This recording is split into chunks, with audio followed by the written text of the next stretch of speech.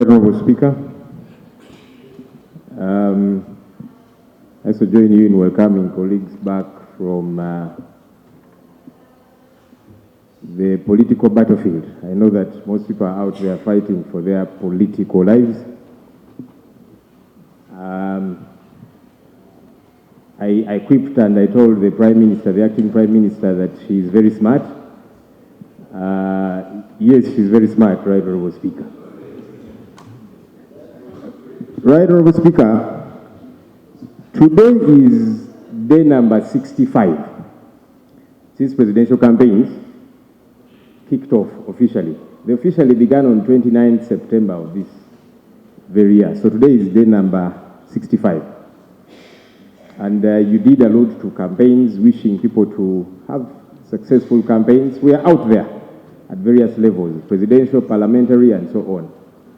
Honorable Speaker, the campaigns kicked off fairly well. Peacefully, people were out there campaigning, especially the presidential campaigns, and we were happy. In fact, at some point we were here, and I commended government. I said, here I'll give you credit, because so far we are not being disrupted. We hope it continues that way. But alas, it was as if we were triggering them to do otherwise. The campaigns have now become brutal. Very unfortunately and unexpectedly. People are being shot dead, others are injured, many are incarcerated. Tear gas has become the order of the day.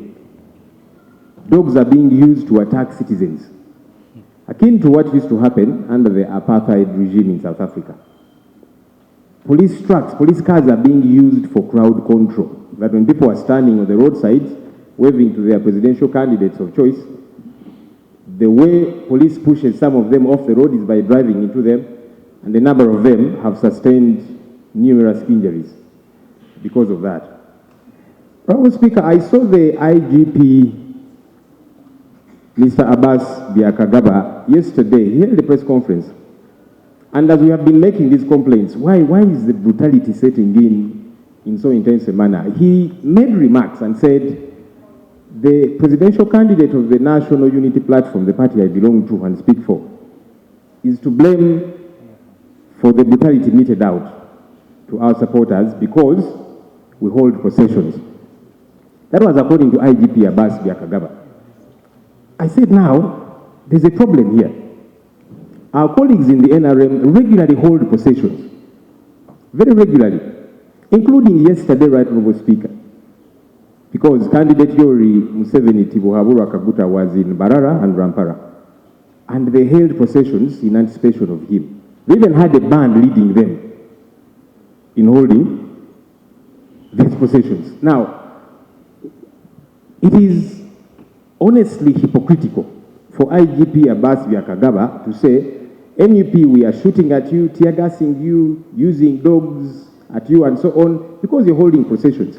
But our colleagues in the NRM are holding possessions. Why these double standards? Why this alarming hypocrisy, right, Honorable Speaker? And by the way, I don't want to be misconstrued. I don't fault the NRM colleagues for holding possessions. It's campaign time.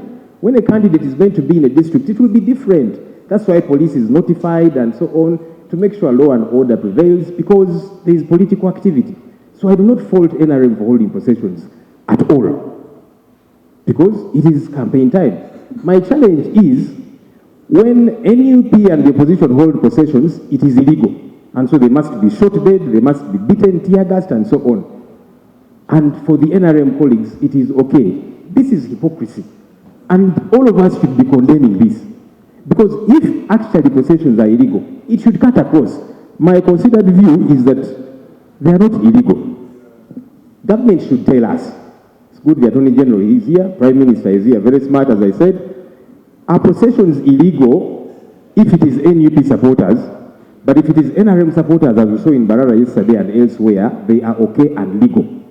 They need to let us know so that we are clarified on that.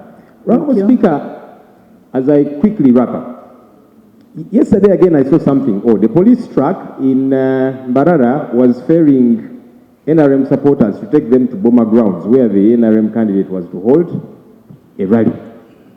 I got a bit confused. I said, now, on the one hand, you're beating our supporters, but you're helping to ferry supporters of another candidate.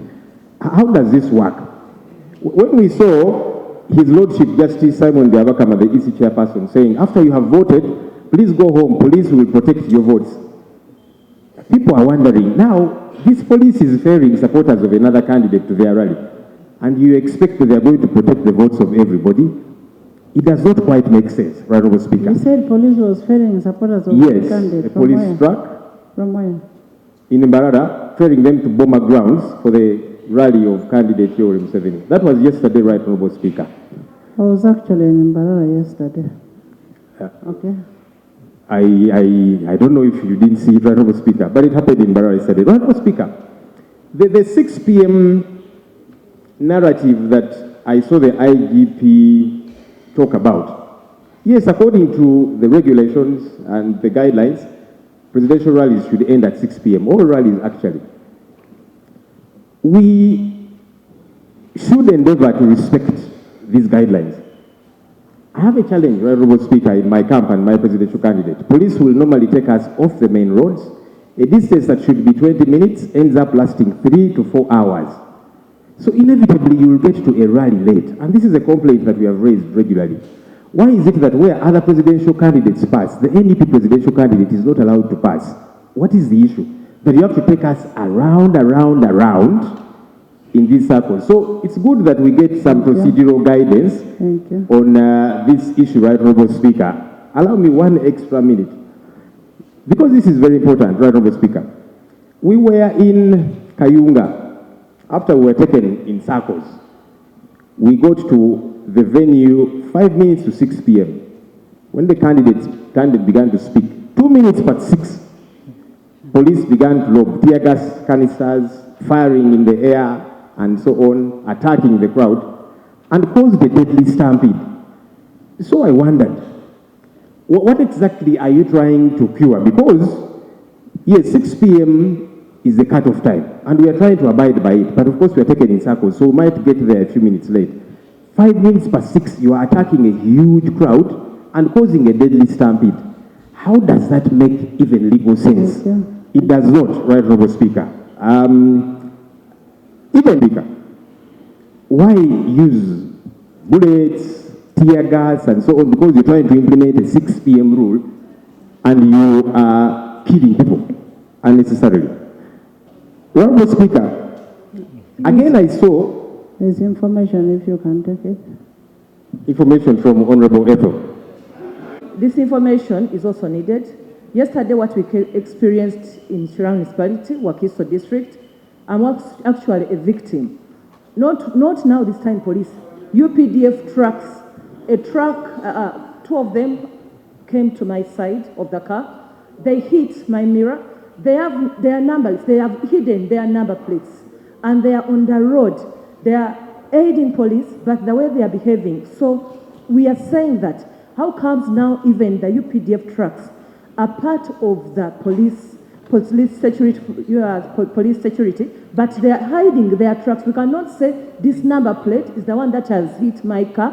They have affected the public address system, which we are using. They have hit, these UPDF officers, they hit yesterday our public address system truck. So we are saying now, whom should we ask and why? Thank you for your information. There's information from... Honourable Speaker, I wanted to inform my former chairman and the leader of opposition to take heart that sometimes, in Kazo, I hosted the president recently, and I had organized a huge procession. It was supposed to be about 4 kilometers. And police stopped me even when I'm in RM.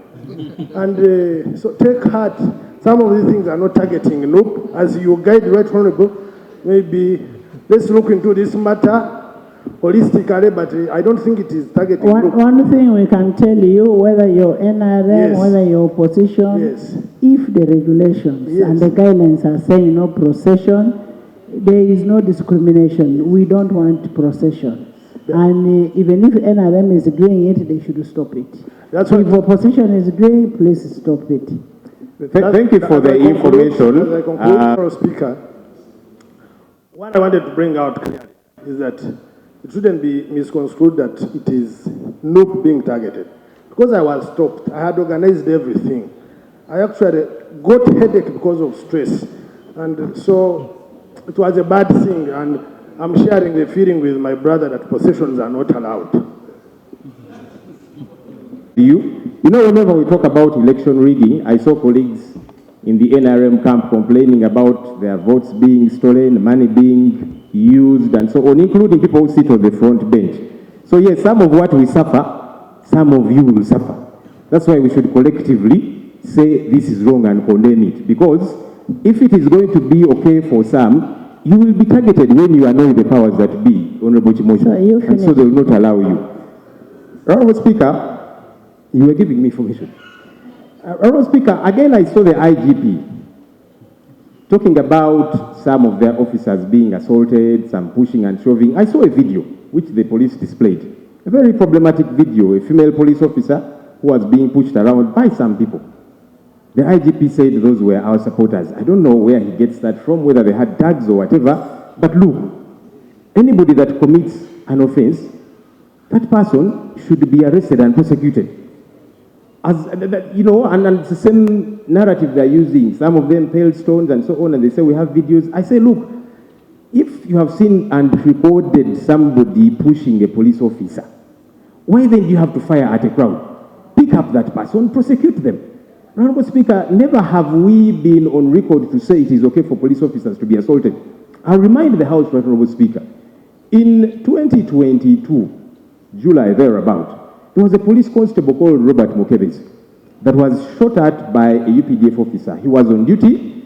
A UPDF car got involved in an accident, so he was towing it to a police station. They intercepted him and shot him. The man lost his leg. We kept coming here demanding for justice for Constable Robert Mukebezi.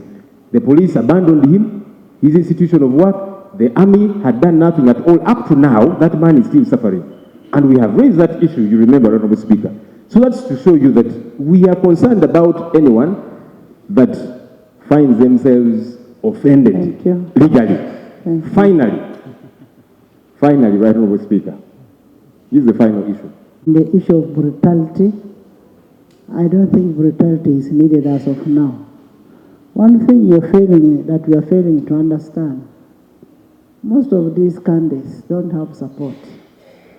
When you start brutalizing people, you give them support. They don't have. They have been in the field. They don't have. I am speaking as the second national vice chairperson of the NRM party, and I also want I want to request all parties to respect the regulations and the guidelines that are given. But Attorney General, what law raises is really a very serious matter. Maybe you will need to give us information, or government. Now let's first get, because this is about our people. Let Madam give the information. And I want to thank the leader of opposition for the information and the issues he has raised here. One, he raised the issue of violence. Nobody wants violence in life. And yes, there's a procedure matter. Madam Speaker, if you allow me later, I will be raising a supplementary issue. But the procedural issue I am raising, the Prime Minister wrote, and she said she will only be represented by the Honorable Nakadam. As far as I see, the Honorable Kasule Lumumba has not changed her name to become Nakadam. So has she now been authorized to come and represent the Prime Minister? The letter was written to me, not to speak as government. I am the recipient of it. Is not for Madam Speaker, you act on behalf of Parliament as an institution. So we can't have a stranger representing the Prime Minister. Can I have government? Right, Honorable Speaker. But I also want to inform the member that Kasule Lumumba Justin Minister General duties in the Coordination Office, Leader of Government Business in Parliament, and that is Office of the Prime Minister. I was talking about the issue of violence that was raised by the Leader of Opposition. I started by saying nobody would love to see violence, nobody would want to experience violence. But when police comes up and gives us information based on what has happened, Right Honorable Speaker, it's the responsibility of the people who are hurt, especially the political party or the individual candidate, to petition the Electoral Commission, and the Electoral Commission calls for a meeting, and if it requires also calling for the government agency that is responsible for the activity or for whatever has happened, then discussion goes on, and if it requires even Electoral Commission bringing out more stringent guidelines, can do that based on what has been discussed. So I want to request the Leader of Opposition to raise this issue with the Electoral Commission, because the Electoral Commission will have the time to listen to them and look at the evidence they have, but also call the other parties to also bring the information and the evidence they have. If it is visual, then a discussion will go on and a way forward will be found, and it will inform the decision or even amending the guidelines. But the issue of violence, based on what we have seen, whether it is AI or it's not AI, I would think we should all keep discipline. And if police gives us guidelines, let's follow the guidelines. And we should also not mobilize people to take up the law into their hands, because it is affecting the most innocent. When you see what is happening, in the beginning, before these videos also came up, well, if they are not AI, where people are giving instructions to people to do certain things above the law, certain things were not happening. And even the Leader of Opposition came here, I was here, and he appreciated. And we also cheered him and said it is okay, let's continue this way. So what went wrong? We should go back to the Electoral Commission and find out, because that is the team that is mandated to bring all of us on table. Secondly, the issue he has raised, but I also want to add that the person who lost his life, Mr. Okero, may his soul rest in eternal peace. But we should also take responsibility at individual level to make sure we remain disciplined and follow the guidelines. And where we see that there is chaos, let's try to keep people away, because I can't tell whether he was involved or not, according to, unless police comes up and explains. Another issue he has raised, the issue to do with the police car ferrying people to the NRM rally in Mbarara.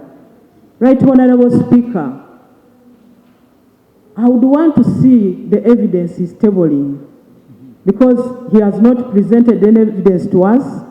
And people put, what does he use to call them NRM? Is it the color they were putting on? Which color was it? Were they Catholics putting on the color for the Catholic Guild for the women? Were they putting... Honorable Lumumba, I said I was there. There was no... Maybe those were the choir members of the Catholic Church. But for me, what is very crucial that he raises is the issue of brutality. That must be handled. Attorney General, that issue must be handled, because the people who are being brutalized are our people.